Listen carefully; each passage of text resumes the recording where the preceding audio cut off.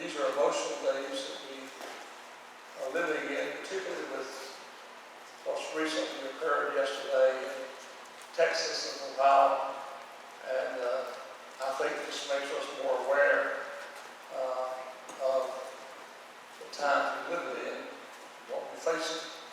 And it's a good time to look at the scriptures, find out what the Word of God says in regards to some of these things. I want to talk to you tonight, preach a while tonight, and have a biblical description of the last days, what the last days are going to be like prior to the coming of the Lord Jesus Christ. In 2 Timothy chapter 3, verse 1, Paul writing to Timothy says this, "This know also that in the last days perilous times shall come.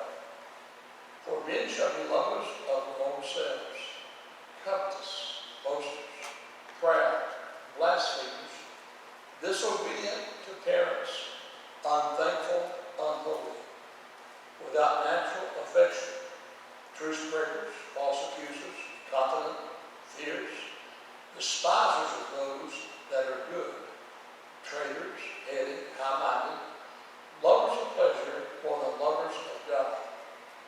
Verse 5, "Having a form of godliness, but denying the power thereof, from such turn away." Our Father in heaven, God, tonight, thank you for the gathering of your people this evening. And Father, that you've given us this opportunity to come tonight and worship you and to study your word. And the desire of our heart, God, is to have insight into your word and know how to properly live our lives. Lord, we can bring honor and glory to you. That God, we can live lives that are pleasing to you. And that, Lord, others around us might be able to see Christ in our lives and desire to know him as your personal Savior. And so, Father, now I pray that you would guard my lips, that I would not say anything that would be contrary to your word. But God, that I would preach and teach those things in accordance with your word, that God, that you would be glorified. And for all that you do, Father, we thank you for it. In Jesus' name, amen. Nearly 2,000 years ago, the Apostle John penned this following prayer. When Jesus promised to return quickly in the Revelation, John said, "Even so come, Lord Jesus." Did you know when you read that prayer of John, John really believed that Jesus Christ was going to come in his days. He believed it, and he lived accordingly. Paul expected that he was going to be alive when Jesus Christ returned. That wonderful passage of Scripture, 1 Thessalonians chapter 4, verses 13 through 17, when Paul writes about the rapture, he said, "I would not have you be ignorant, brethren, concerning them which are asleep, and you sorrow not for those which have no hope.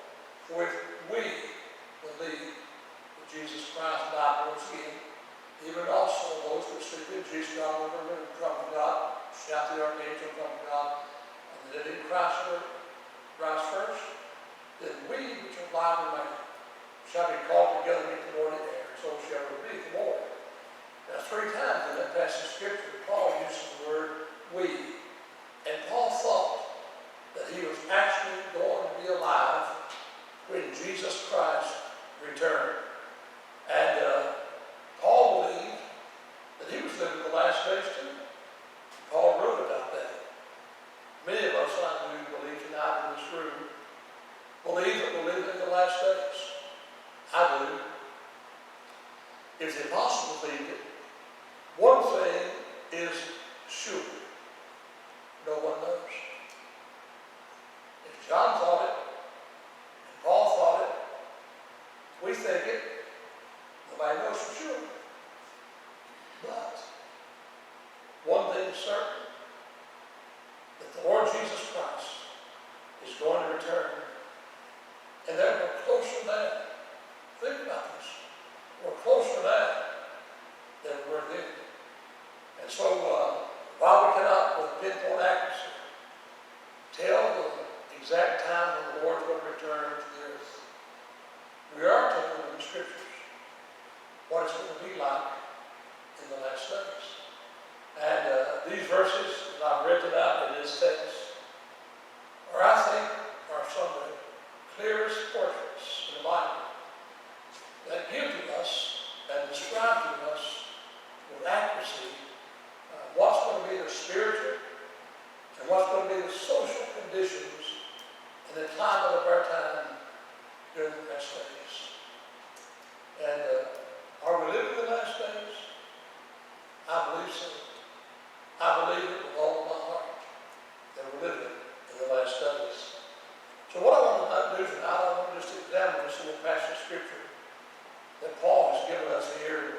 2 Timothy, and look at the evidence that's given in these verses, and address that very question.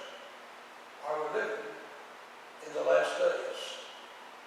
In this passage of Scripture, there are three identifying marks. Three things that we can see that will let us know whether or not we're living in the last days. Look down in verse 1, what Paul says. He says, this know also, that in the last days, perilous times shall come.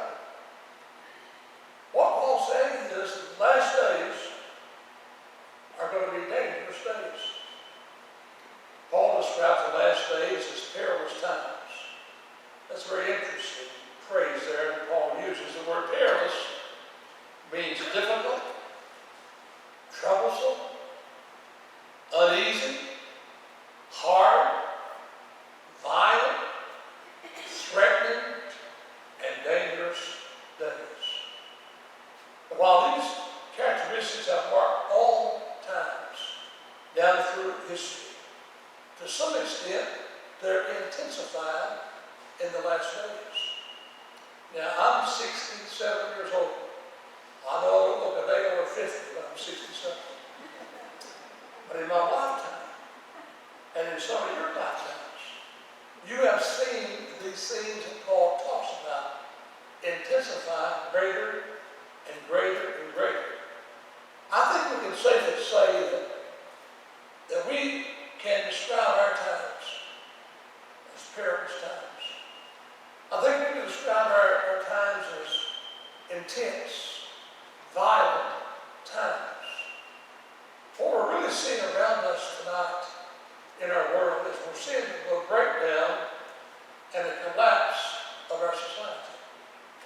In America, we never would have thought that it would have come to this land, but it's happening all over. And this is proven by the characteristics that Paul gives us down here in these two short verses, really, of what it's going to be like in the last days, verses 2 through 4. You see, we're living in the last days. And in the last days, we're living in a time when it's dangerous for people to live for God. It's dangerous for people to live for the Lord Jesus Christ. Those who are saved, those who are sold out to Jesus, those who want to live a righteous life, are called intolerant. We're called bigots. We're called narrow-minded, antisocial, and related as dangerous.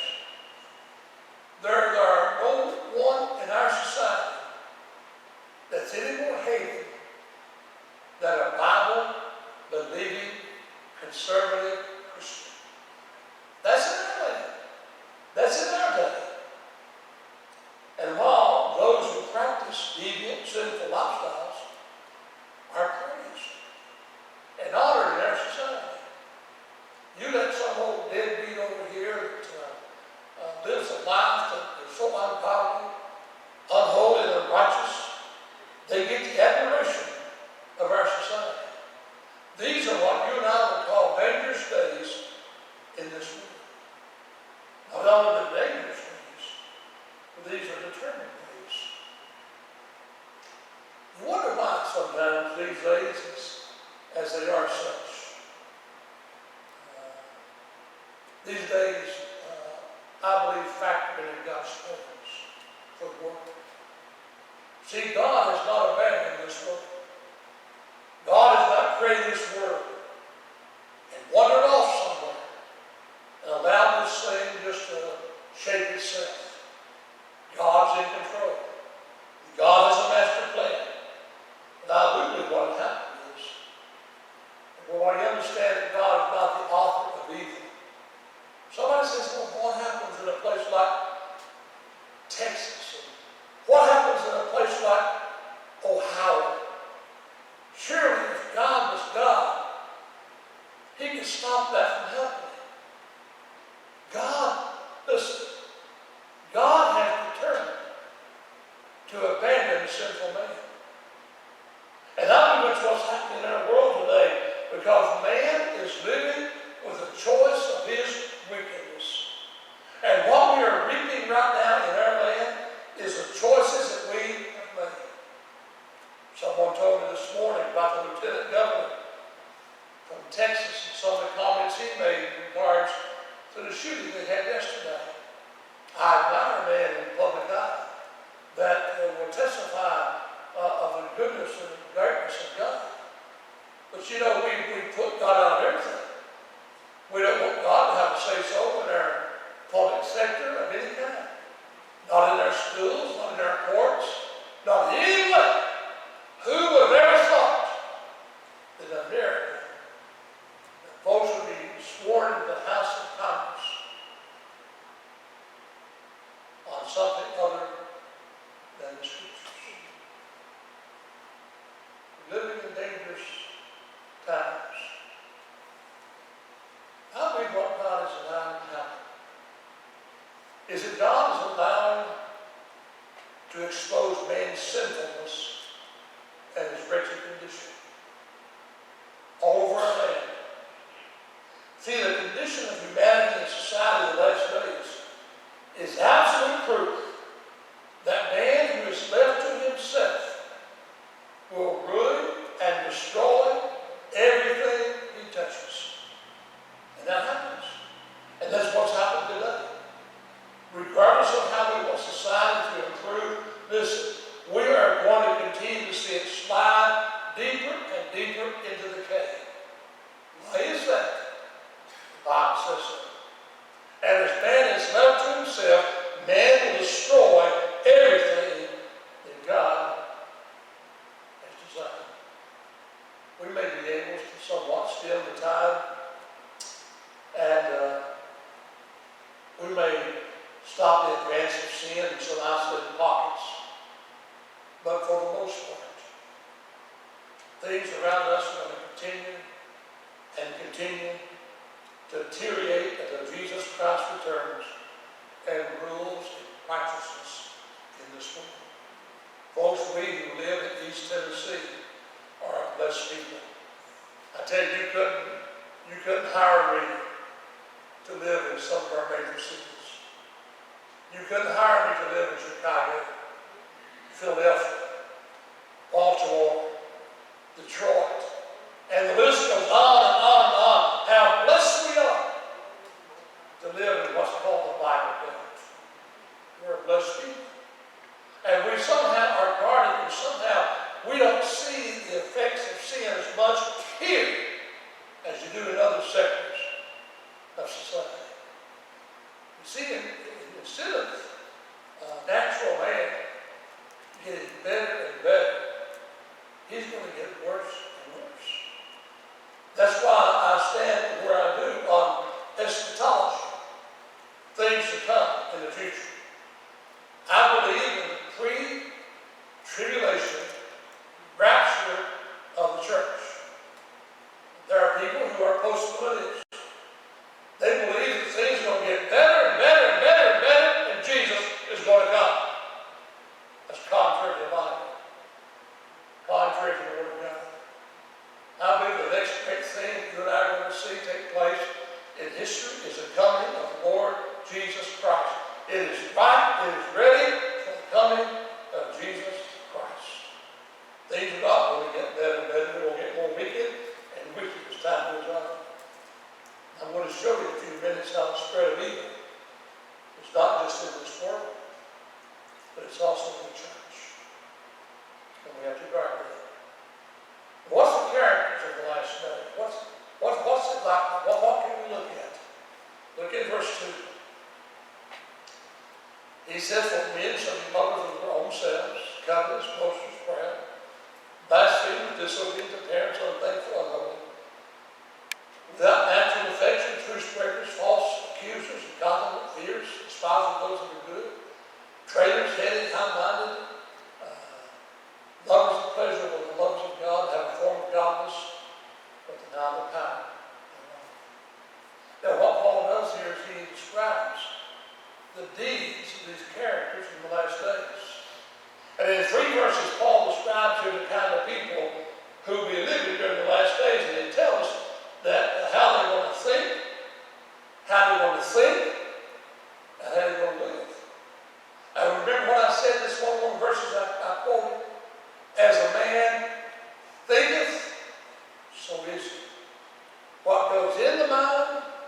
comes out in the life that you live.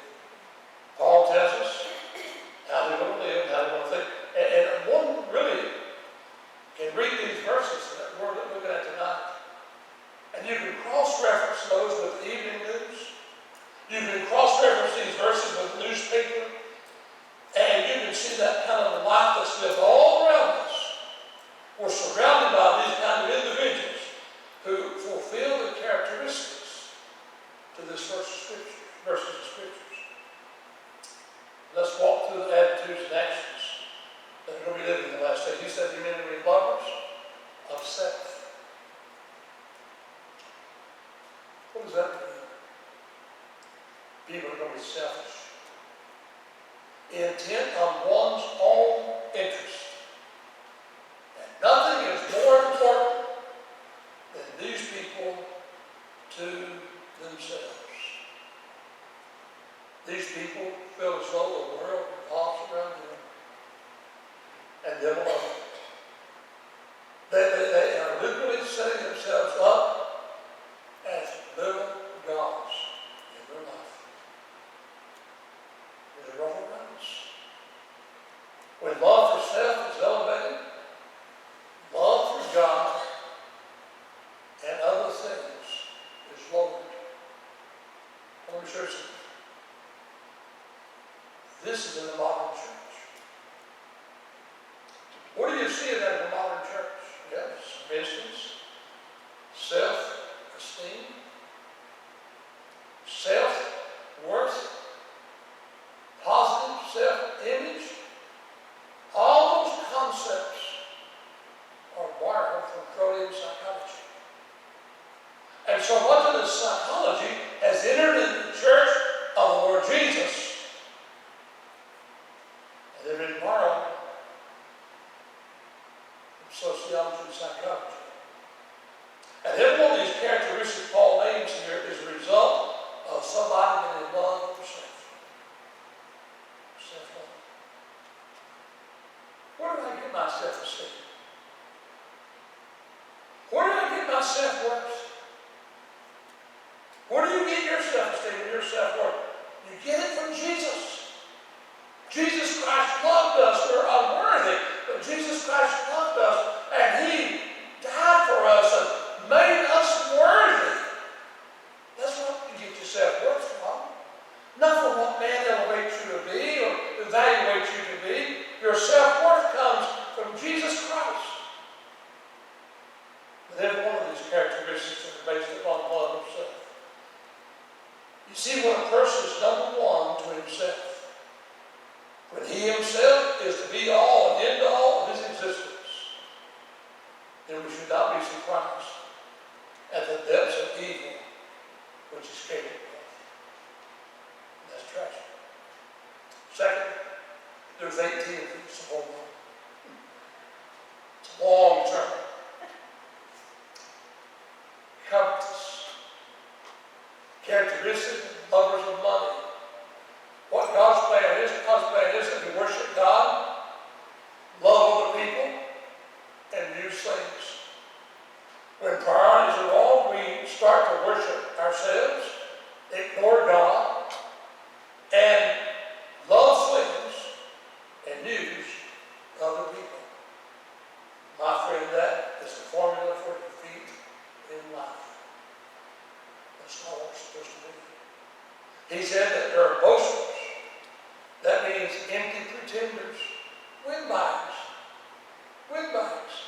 Man, we just hear so much people get on airways and on TV and just reveal they brag about what they have and have done, and they set themselves up as the be-all, end-all of all other people's lives. I could care less, folks, what happens in Hollywood. Starts to hell with. I can care less what happens. I mean, these people are not people I look up to. These people are not my idols.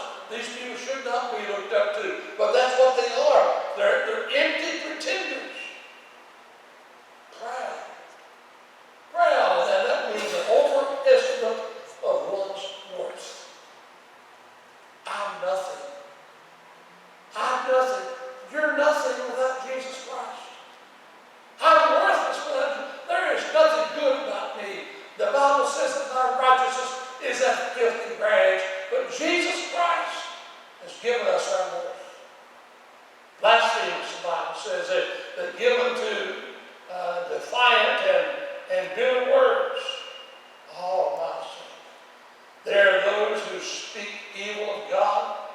his children, his work. Listen to the amount of cursing today in our society. Listen and see what takes place. There is no respect and no reverence for God in our society. Disobedient to parents. Wow. No wonder things will shake you. If there's no obedience and respect in the home, there will be no respect in society. And we have the majority of our children today are being raised in single parent homes. That's a tragedy. Number 7, characteristic unthankful. No sense of gratitude for anything. They possess, their possessions, whether it comes from God or man, they're unthankful. And I'm not trying to be political, please understand me. But this girl from New York is a socialist protest. Nothing. Belittles America. Runs down America. Hates America. This girl from Michigan and Minnesota that have been elected to God hate America. America gave them an education. Took them out of dire poverty, and you're unthankful. You see, unthankful for the blessings of God. Our society is marked by this kind of unsettled unthankfulness. People complain about everything and anything. I'm thankful tonight to have a roof over my head, clothes on my back, shoes on my feet, and food on my table. I am thankful for the necessities of life and where I've come from and where I am today. I thank God because it's all because of God. But we've gotten unthankful in America. We think we're bigger than God. We don't think we need God. But He'll show us. Number 8, he says unholy. Unholy. That's wicked. That word means profane. That's a state of the heart when men lose all regard for decency and shame. Nothing shames you like that. Nothing shames you like that. I mean, they parade and push their perverted lifestyles, and people are governed by their passions, and they are blind to modesty and decency and purity. That's our society. And nothing is looked upon anymore in our society. It's been said. Number 9, without natural affection. It's a powerful phrase. That describes a breakdown of the family. Abandonment, abuse, abortion, all natural loves will be lost in the desire to fulfill the basic and most perverted of human existence. I can't wrap my mind around this. That people can see no shame in homosexuality. God designed and created us. He created Adam and Eve. And love and marriage relationship is between a man and a woman. That's the big difference. This stuff about men marrying men, women marrying women. Would you have ever thought that somebody would be a candidate for the highest position in America as president that would marry a man to another man? That's not natural, folks. It's not natural for man to be attracted to man, woman to be attracted to woman. It's natural for a mother to love a child, and for a mother a child. And to give her approval for that little child, married to the question, and sucked from his cradle. I cannot understand that. That's our society. And 10, truce breakers. This refers to those who will not keep their word. Man's word is no longer his bond. Amen.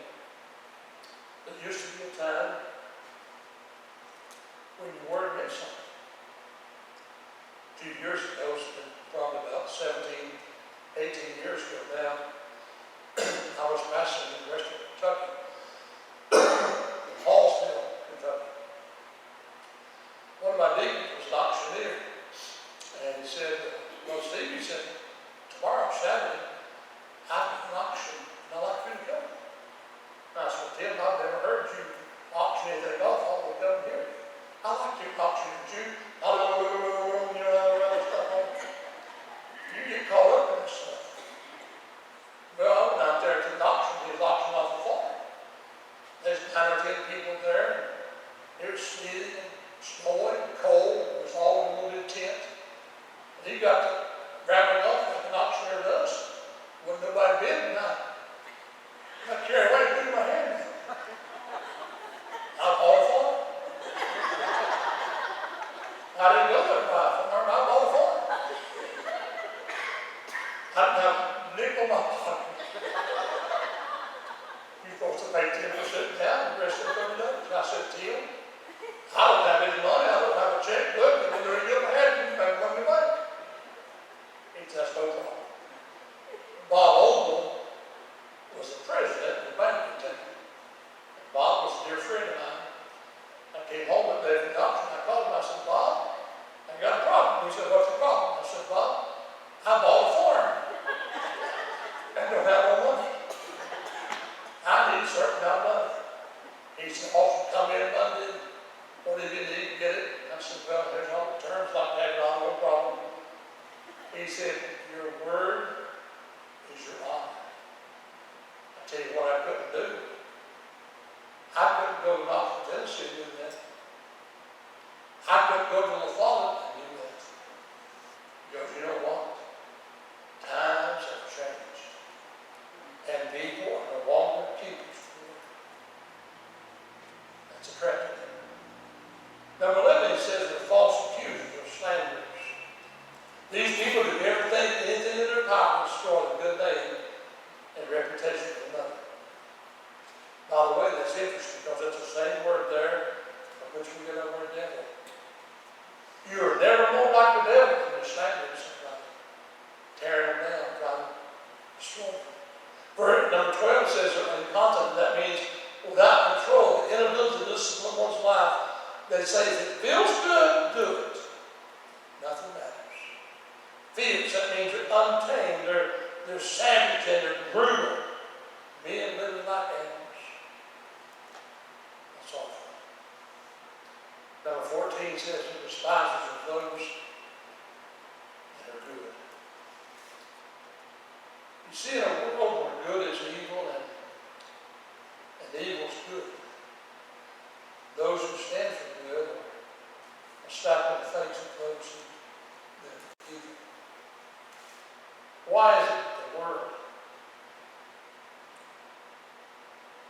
are so disapproved of the word of God? Well, why is it that the world does not want the word of God in the public sector? You know why? It convicts them. Convicts them.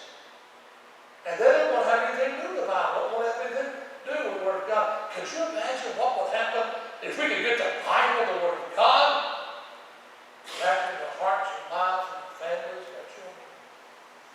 Paul says these people will have a form of godliness, but they will deny the power. That word form means assimilus. Their claim is false. The way they live proves their claim is false. I'll tell you something, folks. You have got to really examine religious people along this Bible. Because everything that speaks of religion is not Christianity. Now look at the 9. He says they possess a form of godliness but deny the power of the law. What's that mean? If a person claims to be right with God, and there's no change in lifestyle, that person is still lost in sin. And I didn't say that, Paul said that. That's what the Word of God says. Well, look at verse 5. He gives us some counsel for the last days. He says, from such, turn away. I think it's very clear from the Bible that we're living in the last days. And since that is true, what are you and I be doing? What kind of counsel do we get from the Word of God? Well, God didn't leave us without a word. He didn't leave us without some counsel. He says that we are counseled here to isolate ourselves. See what he says? He says, turn away from them. Well, you've got to first identify them. Now, how do you identify those folks? You see, what you do is you make them life alongside the Word of God. And when your life doesn't match up to the Word of God, you turn away from them. You isolate yourself from them. And I'm so tired of hearing this because it's so unbiblical. Somebody will say, well, we can't judge.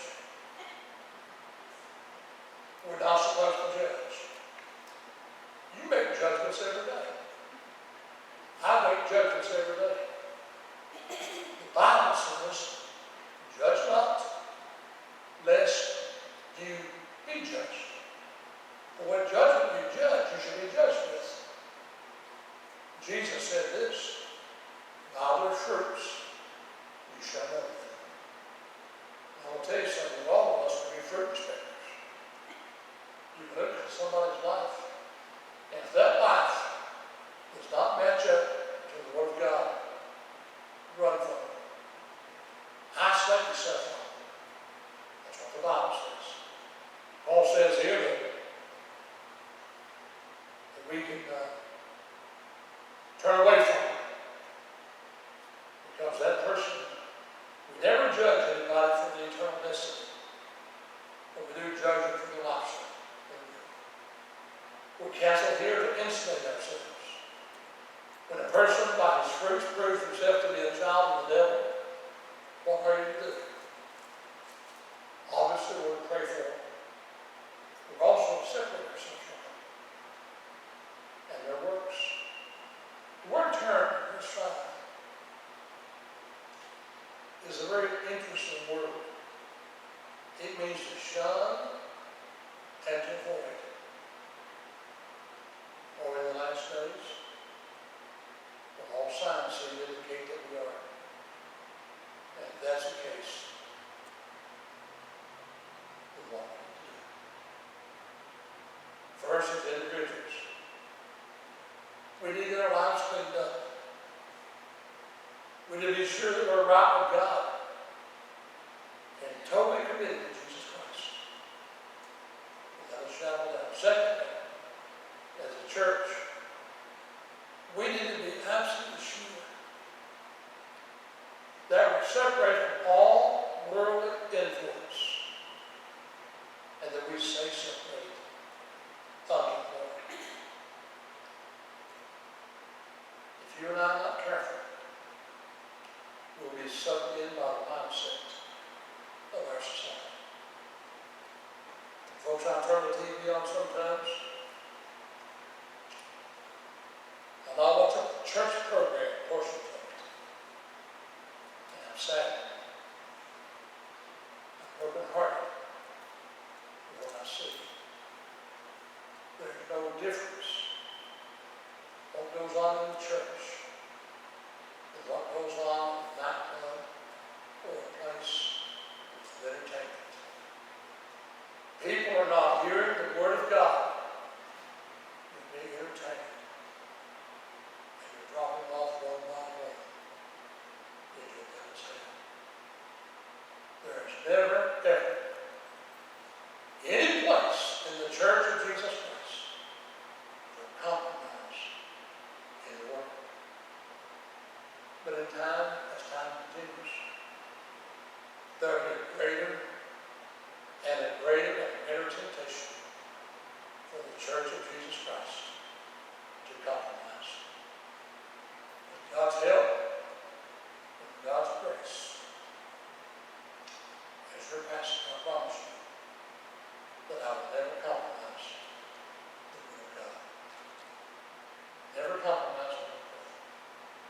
true to what God says in His Word.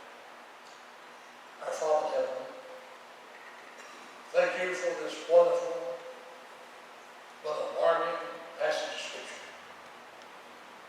I pray, Father, we'll be awakened by it and become aware of things around us, that God will protect our personal witness, will protect our families and our church, and that God will be a lighthouse for Jesus.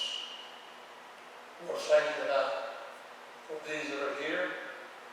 Thank you, God, for the attention they've given to your word. And I pray that God will apply it to our lives. We love you, Lord. And God, I thank you tonight that we're not defeated. And I pray the last chapter. And God, we win. Because you win.